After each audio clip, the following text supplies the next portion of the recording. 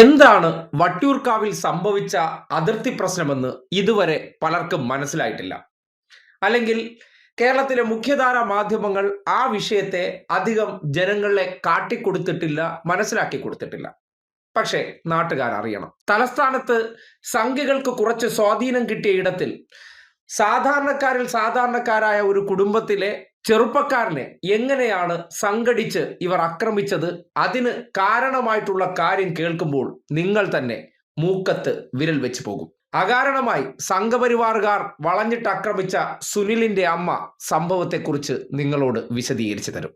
ഒരു വർഷത്തേക്ക് മുമ്പ് ആ വീട്ടിലെ പയ്യൻ ബിനു എന്ന പയ്യൻ പറഞ്ഞ് അവരെ നമ്മളെ ഈ പുളിമരം അങ്ങോട്ട് ചാഞ്ഞ് നിൽക്കണോണ്ട് അവർ പുരയിടത്ത് ഇല വീഴുന്നു, അതുകൊണ്ട് അതൊന്ന് മുറിച്ച് മാറ്റി കൊടുക്കാൻ പറഞ്ഞു. അപ്പം നമ്മൾ മുറിച്ച് മാറ്റി കൊടുത്തു. അപ്പം നമ്മളോട് പറയാതെ അവർ ഈ മതിൻ്റെ പുറത്തേറി കൊമ്പൊക്കെ വെട്ടിക്കളഞ്ഞു. അപ്പം നമ്മൾ എന്തിന് നമ്മൾ ചോദിക്കാതെ ഇങ്ങനെ വെട്ടിക്കളഞ്ഞെന്ന് ചോദിച്ചപ്പോൾ അവരൊന്നും മറുപടി പറയാതെ അവർ പിറ്റേന്ന് കൊണ്ടുവന്ന് ഒരു കേസ് കൊടുത്തു. നിൽക്കുന്ന മരം ഉണ്ടല്ലോ, 2 മരം അടുത്തെടുത്ത് അതിൽ നിന്ന് ഇല അപ്പുറത്ത് വീഴുന്നു, മുറിച്ച് മാറ്റി കൊടുക്കാൻ പറഞ്ഞു.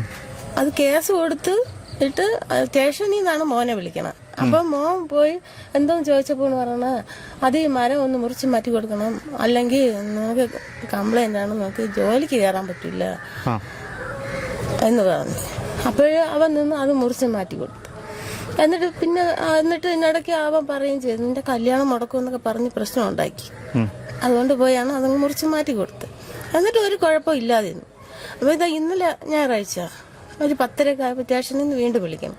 അപ്പോൾ സ്റ്റേഷനിൽ ചെന്നപ്പം പറയുന്നു, ബിനുവിൻ്റെ ഭാര്യ എന്തൊക്കെ പറഞ്ഞ് എന്തൊക്കെ പ്രശ്നം ഉണ്ടായി, അതിന് അവൾ പോയി കേസ് കൊടുത്തിരിക്കുകയാണ് എന്ന് പറയുന്നു. അപ്പോൾ ആൾ വരുമെന്ന് പറഞ്ഞിട്ട് കുറേ സമയം കഴിഞ്ഞിട്ട് അവരാരും വരാത്തത് കൊണ്ട് ഇവൻ്റെ പറഞ്ഞ് പോയിട്ട് 5 മണിയാകുമ്പോൾ വരാം.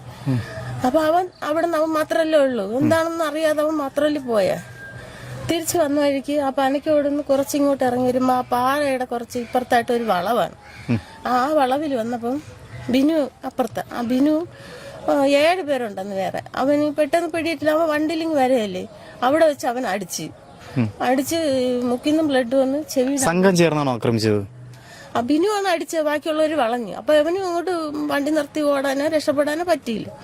അതുകൊണ്ട് അവൻ ഇവിടെ വന്നിട്ട് അവൻ നാട്ടുകാരായിട്ട് സംസാരിച്ച് അങ്ങനെ വൈകുന്നേരം പിന്നെ അങ്ങ് പോയത്, സ്റ്റേഷനിൽ പോയി. ഈ ബിനുവിന്റെ ഭാര്യയോട് നഗ്നത പ്രദർശനം കാണിച്ചു എന്നാണ് അങ്ങനെയാണ് പറഞ്ഞിരിക്കുന്നത്. പക്ഷെ എന്റെ മോൻ അങ്ങനെയൊന്നും ചെയ്യുന്ന ഒരു വ്യക്തിയല്ല. നിരന്തരം അവളെ ശല്യം ചെയ്തുകൊണ്ടിരിക്കണമെന്നും അവരവിടെ ചെന്നപ്പോൾ സ്റ്റേഷനിൽ പറയുന്നു. പക്ഷെ അങ്ങനെ ഒരു കാര്യവും ചെയ്യണ കുറച്ചല്ല. അപ്പം നാട്ടുകാരാണ് ഇടപെട്ട. അവരിപ്പോൾ പറയുന്നു പറഞ്ഞാൽ BJP പ്രവർത്തകരാണ് അവരിറക്കിയാണ് ഈ പ്രശ്നം അത്രയും ഉണ്ടാക്കിയത്.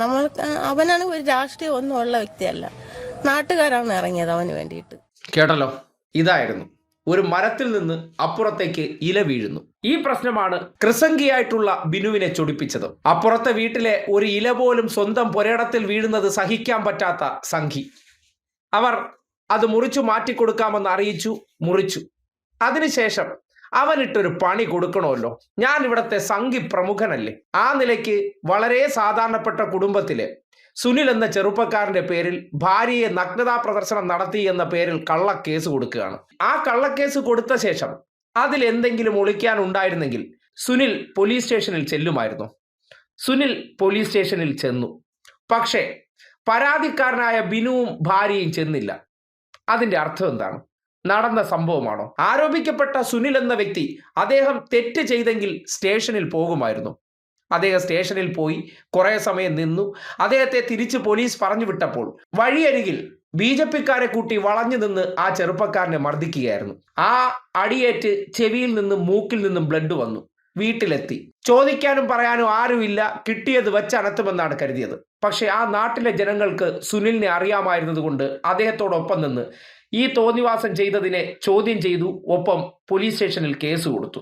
അവിടെയാണ് സംഘപരിവാറുകാർ സംഘടിച്ചെത്തി പോലീസ് സ്റ്റേഷന് മുന്നിൽ അഴിഞ്ഞാടിയത്. ഇതും പോരാഞ്ഞിട്ട് അക്രമം മുഴുവൻ അഴിച്ചുവിട്ട് പോലീസുകാരുടെ തലയടിച്ച് പൊട്ടിച്ചതിന് ശേഷം കൃസംഗി ബിനുവിനെ വരെ ഇടപ്പഴിഞ്ഞിയിലെ ക്ഷേത്രത്തിനുള്ളിൽ ഒളിപ്പിച്ചു എന്ന് പറഞ്ഞാൽ ഇവർ ഹിന്ദുക്കളായിട്ടുള്ള അക്രമിയെ മാത്രമല്ല ഒളിപ്പിച്ചത് എന്ന യാഥാർത്ഥ്യം കൂടിയുണ്ട്. എന്നിട്ട് നാട്ടുകാർ ആലോചിച്ചു നോക്കൂ, പോലീസ് ചെയ്തതിൽ എവിടെയാണ് തെറ്റ്? ഇമാതിരി അതിക്രമങ്ങൾ നടത്തുന്നവരെ കൈകാര്യം ചെയ്യേണ്ട ഉത്തരവാദിത്വം പോലീസിനില്ലേ? അത് പോലീസ് കൃത്യമായി ചെയ്തിട്ടുണ്ട്. അതിന്റെ പേരിൽ അവിടുത്തെ ഉദ്യോഗസ്ഥരെ ഒറ്റ തിരിഞ്ഞൊക്കെ സോഷ്യൽ മീഡിയയിലൂടെ ഫോട്ടോ പ്രചരിപ്പിച്ച് ഭീഷണിപ്പെടുത്താൻ ശ്രമിക്കുന്നതിന്റെ ദുരുദ്ദേശം കൂടി നാട്ടുകാർ മനസ്സിലാക്കുക. 100% അതിർത്തി പ്രശ്നമായിരുന്നു. ഒരു മരത്തിൽ നിന്ന് ഇല വീഴുന്ന പ്രശ്നം. ആ പ്രശ്നത്തിന്റെ പേരിൽ പാവപ്പെട്ട കുടുംബത്തിലെ ഒരു ചെറുപ്പക്കാരനെ സംഘപരിവാറുകാർ വളഞ്ഞിട്ട് അടിച്ചതാണ് ഈ പ്രശ്നങ്ങൾക്കെല്ലാം കാര്യം.